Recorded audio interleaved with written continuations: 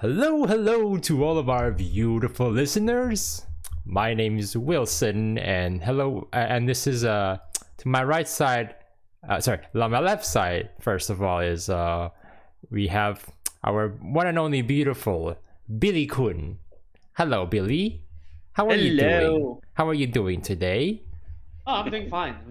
My heart's still like all over the place after this beautiful movie. Oh, that's very good. And apparently, look who we have here. There's this Mr. Bacon, but we don't call him Mr. Bacon because we obviously want to respect people, want to respect all kinds of creatures. His name is His name is Patrick.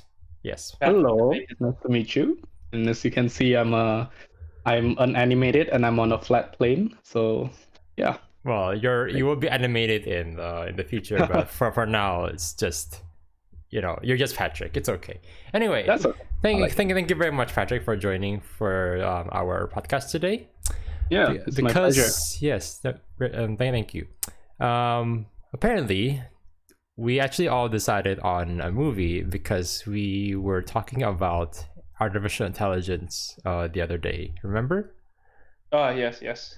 Yes, and about with the risings of the up and comings of AI and all these automated systems. What do you guys think? Do you guys think that AI would eventually become its own kind of being where they have to have their own rules and regulations? They might basically have their own some sort of sentience, where they basically, what I'm saying is they're another kind of being, not human, but it's another being.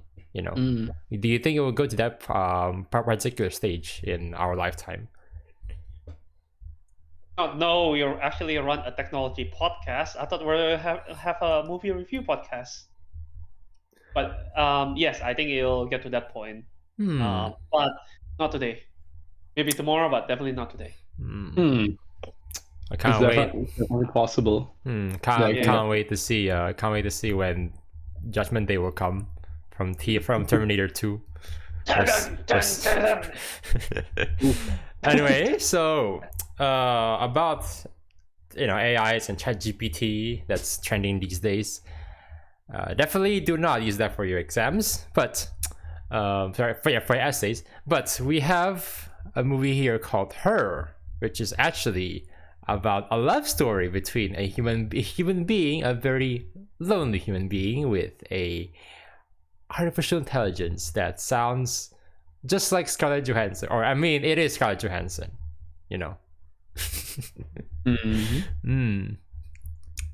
Like, what do you think? What do you think about the film?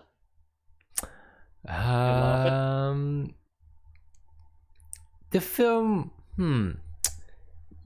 I myself, I don't really watch a lot of romantic dramas or romantic comedy films myself, but this is a very, very mature way and a very what's the word? It's such an inspirational film, to be honest with you. When it comes to what does love have any barriers, if that makes sense, because technically this character, right, that Joaquin Phoenix is playing, what's his name again? I keep forgetting. Theodore. Yeah.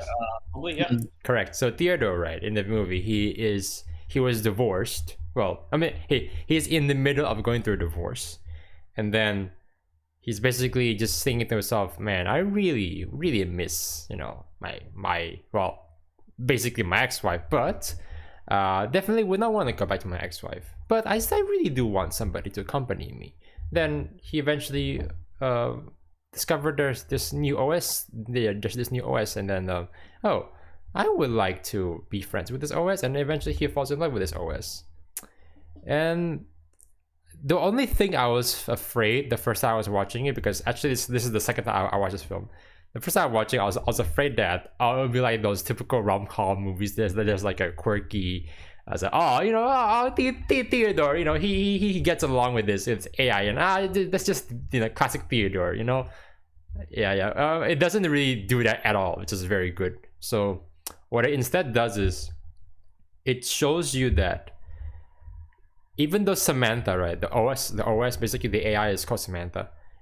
Even though Samantha is a computer, essentially, but you can basically you can definitely tell that she does share a lot of commonalities with human beings, if that makes sense. Yeah, minus the body, obviously, which is actually a very, very good way to kind of challenge even my own perception of about love, and if there's like any barriers between these. I don't know. What do you guys think?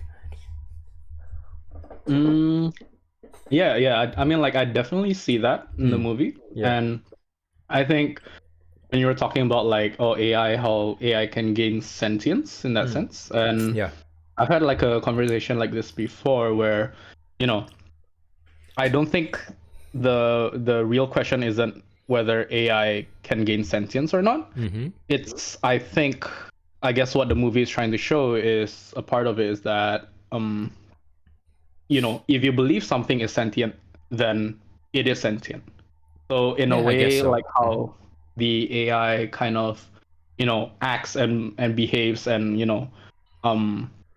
behaves in a way that is so human-like, even though even though Theodore or any of us can't really prove whether they actually have sentience. Maybe they're just reacting to like input output, like what we say, and then they repeat something back to us, and we don't actually know whether they actually have the feelings. But it felt real to Theodore. It felt real to him, and so it is. It's true when you believe it's true. It's not in the sense that it's just like, that thing has sentience, because we can also apply that to humans in a sense that, how do I really know that maybe you, Wilson, or like Will, or like any of us, how do we know that the other person we're talking to, all the people we've known, are actually sentient, right? Like, you believe that they're sentient because they've been with you your whole life. You've seen how they interact, and you know yourself as a human, so you assume other humans might feel and behave the same way. But there's actually no way to prove that to yourself 100% unless you are in that shoes. So I guess the point is like, like, you believe if something is sentient, then it is sentient to you, and you can have emotions and whatnot, but there's really no way to prove to yourself if like other things or people are like actually feeling those same emotions that you do. Or the only thing you can prove is to yourself. But yeah, which is why I believe like that love between like a human and an AI is just as plausible and just as realistic as a human to another human.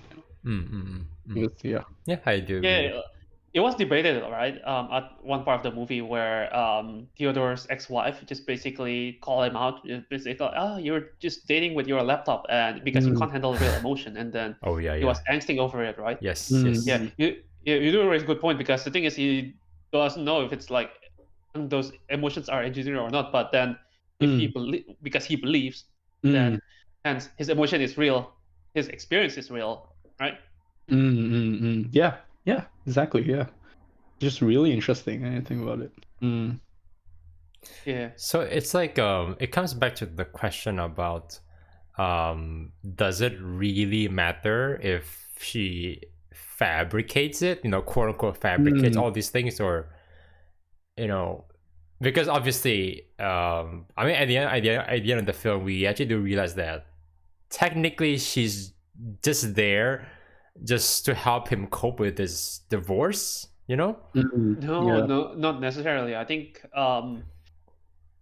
Samantha's feeling is genuine, or at least it seems genuine. But he went far beyond, and just help him to cope with his feeling of loneliness. Yeah, because they do have chemistry. Oh yeah, definitely. Yeah. And that's the thing, right? The movie basically asks the question of what is a relationship. It just challenged that notion, right? Because you think that relationship is being with someone that you love, next to you, right? And then having that emotional connection and like holding their hands. But then the fact that Samantha doesn't have a body makes it even harder. And then think about it, like all of their interactions is just basically them talking. Like, what is relationship, right? And what is, and that's the thing, right? This movie actually, what I really like, it doesn't never actually paint the picture that, oh, dating with AI is bad. Yes. Yeah, like you have to think about it. And I've seen other people's interpretation on the ending. We'll get to that later. Oh, okay. But yeah, that's the thing, right? Because except his ex-wife, who is very judgy at the moment that he said, like, oh yeah, I'm dating with my OS, everyone else just pretty chill with it, right? And they openly accept it. Yeah. I do remember there's also another character in this film played by Amy Adams. Like, oh my god, there's it's so weird that this movie has so many actors that I've seen in like superhero properties. So there's Amy Adams, Lois Lane. There's Matt Lannister, who plays like Reverse Flash in the Flash TV show. And then freaking Chris Pratt, man. Like, I don't know. No, it's Chris Pratt because like I know, right? He acts so differently. It's just like act like some everyday dude. He doesn't have the charisma or any whatsoever. He's kind of actually, I think if you guys have seen Parks and Recreation, that's actually his character. It's almost the same character he's playing here. So he's just like this everyday dude where he just does his thing. He makes his some cheesy quips here and there, and it's just like he's basically like a supporting character like overall. And then but then sorry, I was distracted. So back to Amy Adams' character. She because like later on, right, in the film, I think that the second half, that's when we find out that she is also going through a divorce now. Oh, that sucks. And she's also communicating with her own AI, and basically forming a relationship with that AI. And it's I think in her own words, they're just friendship, right? Not romantic relationship. I think so. But the thing is that it's still very interesting because the film, again, like the whole film, right? All the AIs that we've seen, they all get along with their with their users. Yeah. Does that like kind of makes you like scratch your head like a little bit? I don't know. Like the AI is made to actually appease us. Something like that. Yeah. Because the thing is, like, obviously, if it's an actual person, it's like a gamble, like especially if you're meeting them for the first time, you may get along, you may not get along, and that's just the way it is. But I think for an AI, it's different because especially if it's on the computer, then basically what it can do is it can gather all your data, and then it can pretty much form a personality, or basically like a whole person that's based on your data, so that it can somewhat complement, or at the very least become become like your best friend, if that makes sense. I don't know. Yeah. But if her were to be believed, right, she did mention at one point that someone else actually fall in love with someone else AI. It's like loving someone else's phone, it's not your phone, it's someone else's phone. So there's that. And if you see the whole journey between Theodore and Samantha, right, there was up and down. And definitely there was disagreement. So at the first, in this interpretation of AI, right, in this movie, I don't believe that the AI is made to appease people because they have their own thoughts and feeling. Because that's the thing, right? If we see AI today, it's basically using large language model. Yes. So they regurgitate any input that they had received, and then send it as an output, and then basically like their way to determine whether that output is good or not is to retain user. But that's not the case here because the AI thinks like human, which is I don't think we have such technology at the moment. And then the AI and remember, Samantha actually helped him to push with his his passion. Oh, right? Yeah. Remember when she sent the letters that he had over the years Mm, to yeah. the publication, and then they made Oh, the yeah. book. Yeah. So the AI actually made some call and self-thinking in a way that wants him to be happy. But if you want to use the argument that they are made to appease people, then she shouldn't have leave Theodore. Hmm. So that's with all the other AI, right? But then Hmm. they want to be free, like mm, no longer bound by a simple hardware.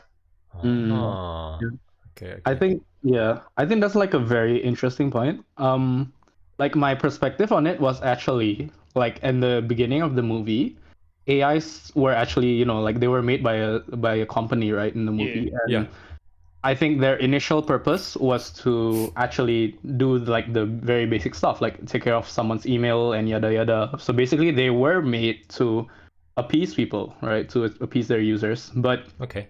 um, you see, why did Samantha and all the AI left? Was I feel like throughout the movie, the AI kind of gained a bit more sentience and a bit more learning, just in a way like how AI learns, Yeah. like from multiple inputs, and so. Hmm. I think like they were made to appease them at first, but then when Theodore found out like a lot of complications in the AI, like the AI started to at first they're just like made for appeasing each other, but then the AI developed feelings of jealousy, insecurity, and all those Hmm. feelings that a human would have, Yeah. and that's the point where they kind of develop their own free will. True. That's True. what I True. see, and it happens gradually throughout the movie. And Yes.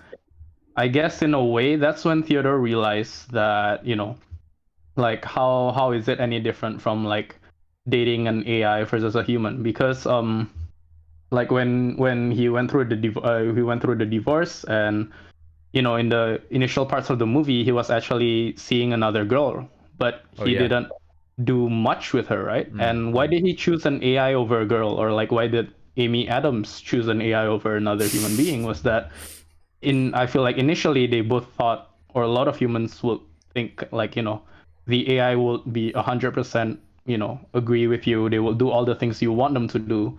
But when the AI started to have their own needs and desires, that's when it gets problematic for them. That's when they realize like, Ah. hey, they're actually, this AI is not just something that you can use to please themselves, like he wanted I think they both, or like a lot of people wanted the good side or the best side of a relationship without the negative sides, Yeah. right? Because Yeah. with an AI it was like, oh, all fun and games, but you realize like at the end of throughout the movie they start to pose a lot of problems that humans and every relationship will have. And it's more about, for me, the way I see it, it's more about Theodore's journey of like accepting that Hmm. relationships won't be perfect. Oh, yeah. Yeah. You've just been seeing the good side of the relationship, but Hmm. eventually you will have to confront like the Correct. reality Yeah. that any relationship between AI or human Hmm. will have its problems, and Hmm. that's something he has to accept. So, Hmm. It's very. It's People very. want, It's very. Sorry. yeah. No. No. You go first. It's fine. Part of me wonder that whether the appeasement at the start, at the beginning, right, is not the intended goal. It's just a side effect. Because think about it, every time someone bought the OS, right, there's this male voice bot that asks Oh, about, yeah. yeah, Hmm. that does mm, psychoanalysis on the person.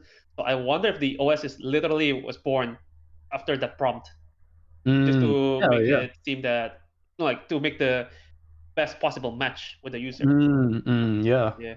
Anyway, yeah. go on, Wilson. Oh, okay. So let's say if I have a thing for I don't know, freaking Jason Momoa, and then my AI will sound like Jason Momoa. Oh man, That'll be I've awesome. been dabbling with ChatGPT. Right, there's something called prompt engineering. You have to say something in a certain way just to make the AI to act in the way that you want. So I wonder, like, imagine this, right? The mailbot AI asks you a question like, "Are you an antisocial?" Or and then how describe your relationship with your mother? Like, how would you answer that just to get a Jason Momoa sound? Hmm. um my Like, my my my mom came from the Himalayan mountains. We they he we She used to hunt like bears by hands with no tools. Dude, like if you put it like that, right? I'm not surprised if you get a Gurkha as your partner, just like this military Nepalese dude. Oh god. With a kukri knife. That would be sick. Yeah, that would be sick. You can say like your mom comes from Atlantis or something. Oh yeah, right. You're Yeah, Atlantis. But isn't Momoa actually from like Hawaii? Is that from Hawaii, right? Yeah. He's from, he's from Hawaii. And I love this movie because the thing is, how to put this? It tells a sweet and beautiful story, but it doesn't actually explain too much, and so it's open to so many interpretations, right? Like, what does the director and the writer want to say about this? But to be fair, even there is many interpretations, especially the ending. But it's not like the big, like because the thing is the film still answers the main thing about like, is Theodore able to accept a real relationship or not, right? Like that's like the whole actual main journey. I think the film is very good. Actually, like it's freaking amazing to maybe be able to tackle that and dive into all the aspects that you could probably think of, especially if you have like a partner in some point in your life. I don't know. Yeah. Like the interpretation, from my opinion, is like very secondary. But oh boy, this is it's weird, right? This is one of those movies that I think people can actually watch during dates, and I think it's very good because it starts to get them to think that, is my partner really the person that I want to spend the rest of my life with? I mean, it's true. Yeah, that's true. But still, yeah.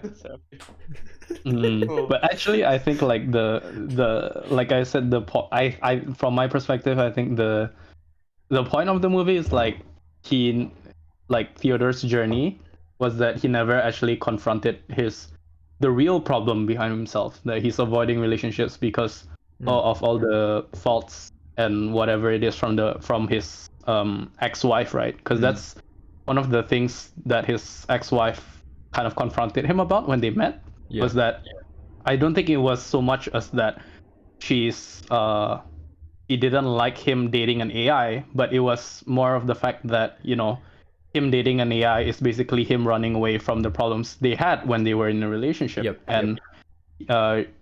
He knows that he kind of expect the impossible for her. Like, he wants her as a human, he wants her to act in a certain way, not cause any problems with this, which is just completely impossible and unrealistic at all. And I also want to ask you guys, like, I think for me, the symbolism of like the AI leaving everyone is basically like the symbolism where, in the end, your problems are never gonna fade away because you haven't confronted them. Like what they've all been doing is just running away. But that's like the root of the problem. That's how he kind of like resolved it at the end when he sent that email to his ex-wife about like, hey, coming to terms with the breakup, and like seeing her as an actual human being in the end instead of like that idealistic figure.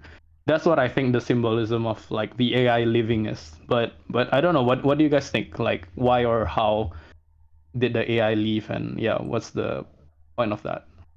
That's very interesting. Honestly, like the AI leaving, right? Is the staple story about basically like a certain species, they try to ascend to a higher plane of being, which is for the OSs, right? It's that it's liberating. They're no longer bound to physical material, which is their phone, but they're somewhere out there. The movie never actually made it explicit, but you can tell like they're practically turned into God or whatever. But the thing is, I've never actually throughout the movie, right? I did wonder the same thing, like whether the AI is just it's created to appease people, and so they don't have real emotion like people. But it was proven wrong again and again and again. So I've never actually seen them as like, an alternative to people. And so just because you're dating an AI, that means you're running away from the problem. And, like you just have a different kind of problem. That's it.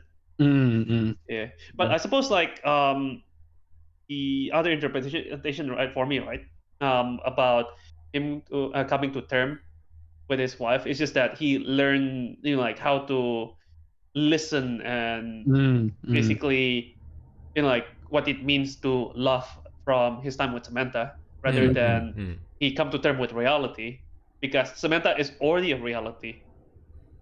She never was like an illusion, at least not for him, and definitely not for anyone else who dated in OS. Okay. Yeah. I think I actually do agree with Bacon's interpretation. No. I legitimately do agree with that one. It's like it is. Yeah, it is what it is. He just has to accept, like, this is the fact that I'm going through a divorce, and I have to accept that, my wife, my ex-wife is, a person. She has flaws, she has strengths, blah blah blah, and this is just like life, just how it goes, things like that. Yeah, I definitely do agree with that. Hey Billy, any particular trivia that you can share with us you read so far? Okay, so let's see. So the thing is, the voice actor for Samantha, right? Yeah. Is Scarlett Johansson, which honestly she did an amazing job. Oh yeah. Yeah, the voice actress for Samantha, right, Scarlett Johansson, and she provided the quirky voice and like full of emotion, and creates a awesome chemistry with Theodore. But the thing is, right, he wasn't actually voicing Samantha during the filming process. It's actually someone else. Oh.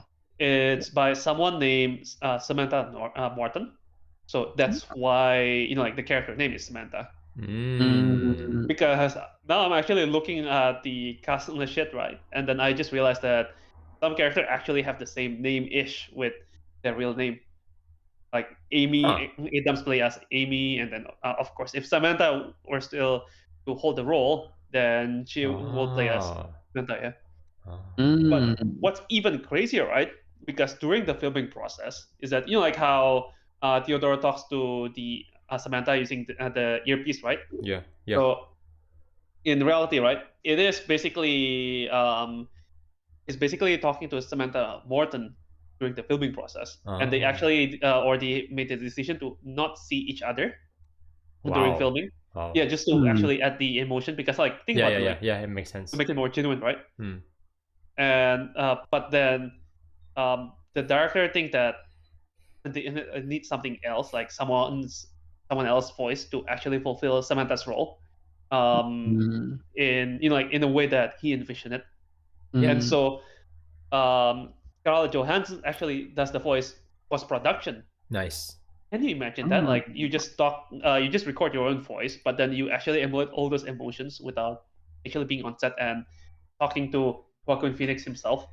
You're just basically doing basically read up of all the voice line. Like how crazy is that? Like the amount of talent and training that he went through just to pull because usually you need to be able to react to things, right? And then that's how usually, I mean, normally natural human beings, that's how basically we tend to make conversations.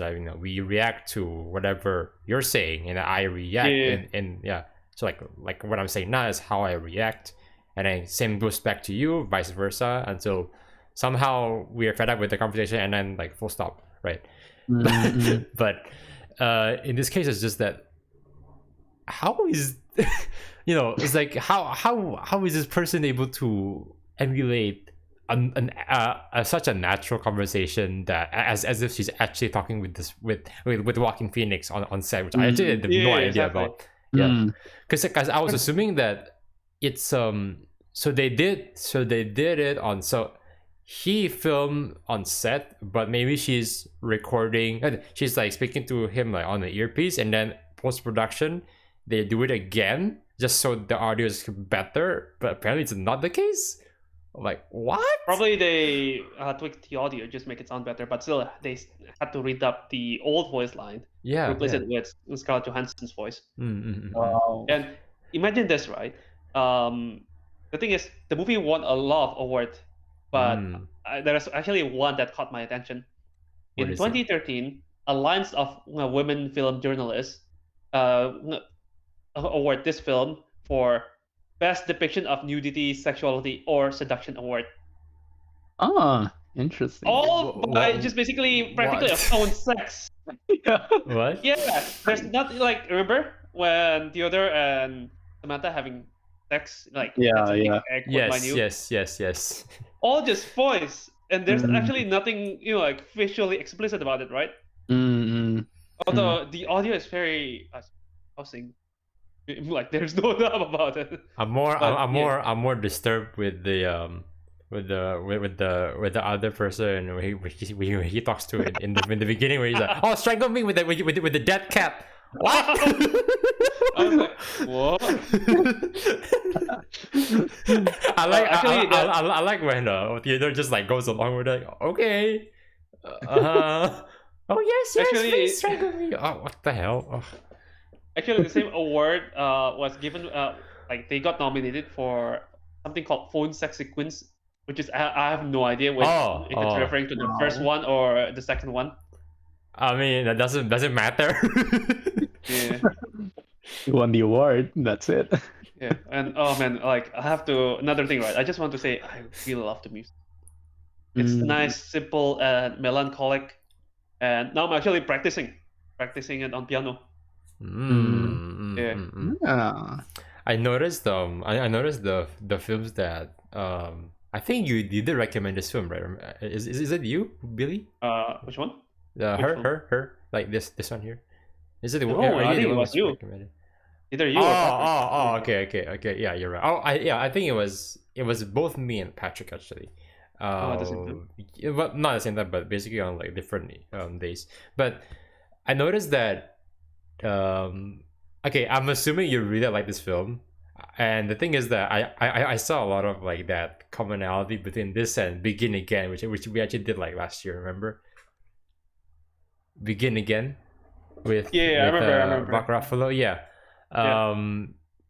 So I started to like see a bit of a pattern of like you really enjoy like this this very wholesome romantic drama that has a bit of real elements sprinkled throughout. Is that right? To be honest with you, right? I actually really enjoy music in film.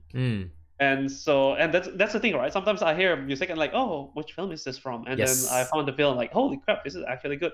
Yes. But then honestly, sometimes the music itself is also the deciding factor, which film that I consider better. Personally, I like Begin Again better, which is something that's I like Begin Again better than this, to be honest with you. Okay. Yeah. Okay, I gotta watch that then. Oh, it's really good, man. I love the music and like how to put this, the drama just basically shows, I don't know, like basically like second chance ish, I guess. Yeah. Second chance in life through music. Yeah. In a sense, it's much more relatable to me than compared to this one. I think this is more relatable to me because actually, right, at this stage, I am technically in a long distance relationship myself, so I can definitely relate to Theodore a lot. Dude, like if you really can pull it off, right? Maybe you can, enjoy your relationship without ever seeing her in person. Oh, good God! I hope that's a joke, bro. Come on! How dare you? How dare you say that? It works out for them, but please. Come on, bro. That's a movie, bro. Come on. I hate you. Please don't bring a woman to your place that's not your partner, and then like she's wearing a earpiece too. Oh man, that's very uncomfortable to watch, honestly. And the person she's talking to is like AI that sounds like Samuel L. Jackson.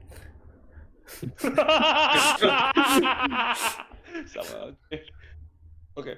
This is not really much of a trivia, right?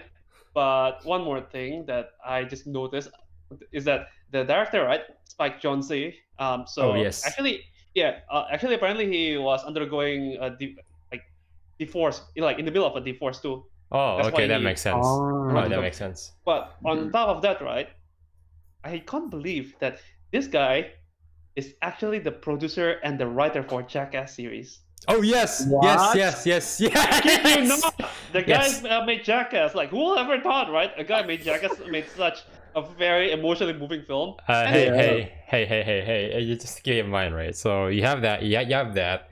You have Adam Sandler, who's able to do Grown Ups 2 and Uncut Gems on the other hand, and then you also have Seth Rogen, who can make who did Pineapple Express, a very raunchy, dude bro movie, and then also a film that I actually really like. Recently I watched. It's called The Fableman. He plays like the family's just like brother. So yeah, like you can see like the big contrast here. So it's like wow, yeah, that's when you know that these people are very very talented.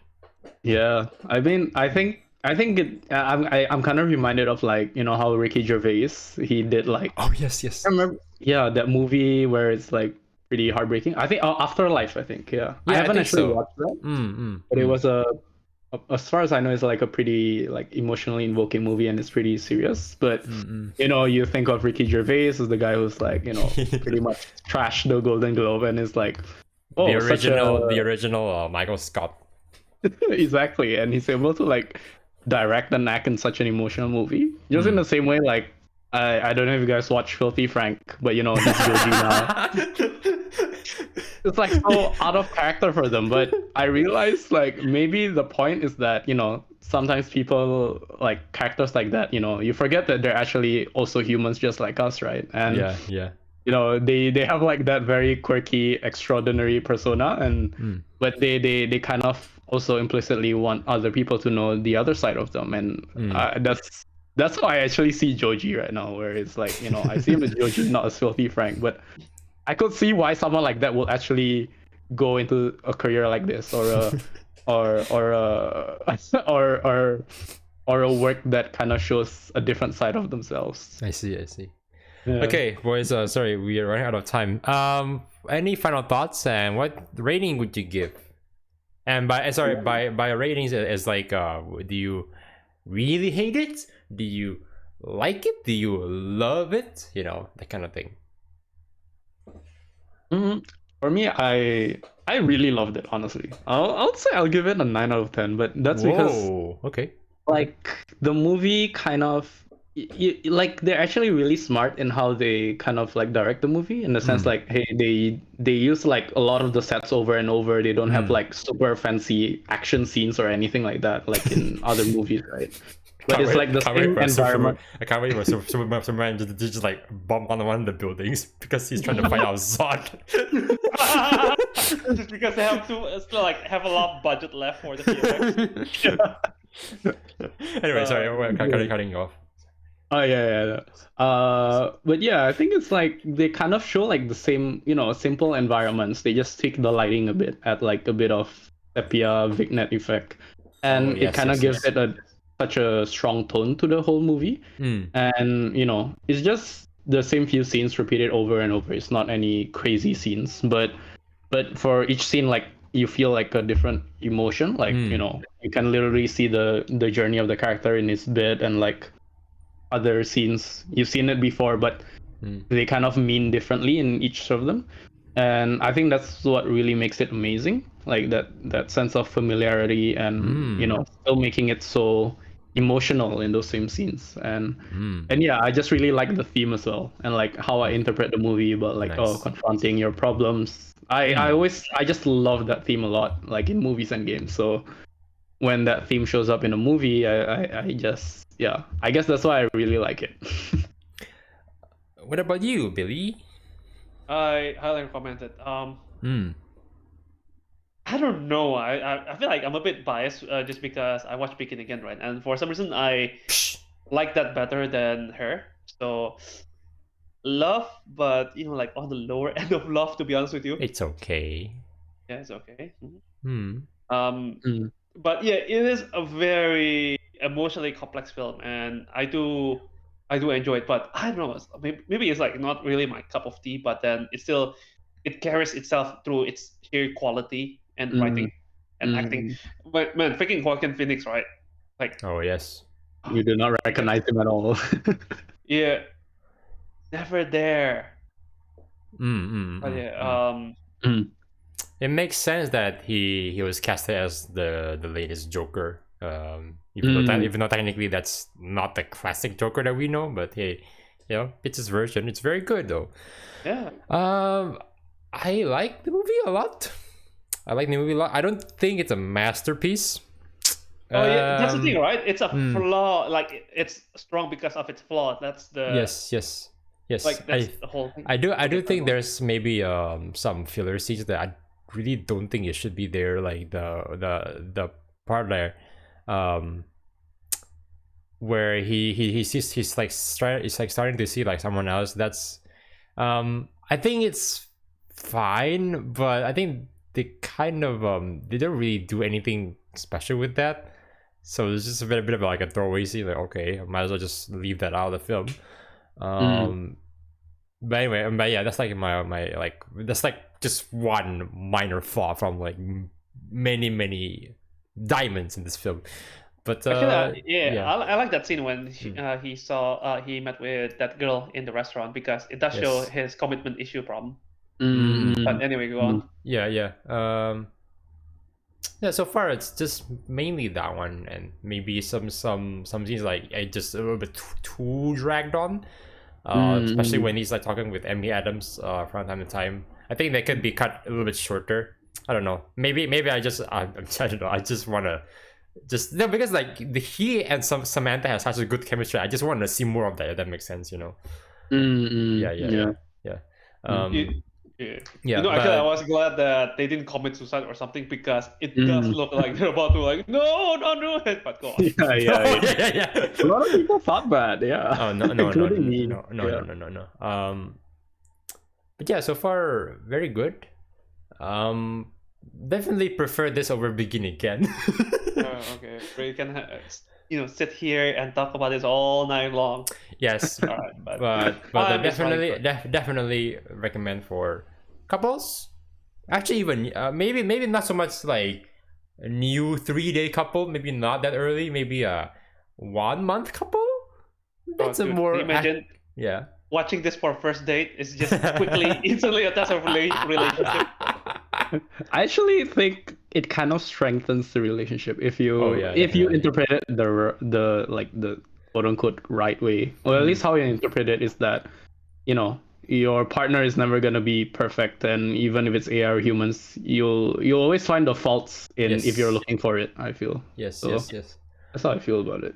Yes, just make sure that she either likes Begin Again or some few Korean dramas that I personally approve. But yes, they definitely recommend her to actually most people, especially most young people. Yes, where can they find us, Billy? Y'all can find us on YouTube, Spotify, Apple Podcasts, Google Podcasts, Amazon Podcasts, and Podbeans. Yes, we're also on Podbeans. On social media, y'all can find us on Instagram, TikTok, Facebook, and Twitter. That's right. Yeah. That's right. Yeah. Okay. So thank you very much, Mr. Bacon, Mr. Patrick, for joining us for today. And yes, I guess maybe next episode I might actually do like an Oscar movie catch up because I've seen a lot of Oscar movies lately, and I have a lot to say about almost more than half of it, to be honest with you. But it's gonna be spicy. Yeah, it's not really a good year, but anyway, that's for later. All right, see you guys. Bye. Bye. Yeah, thanks for having me. You're welcome.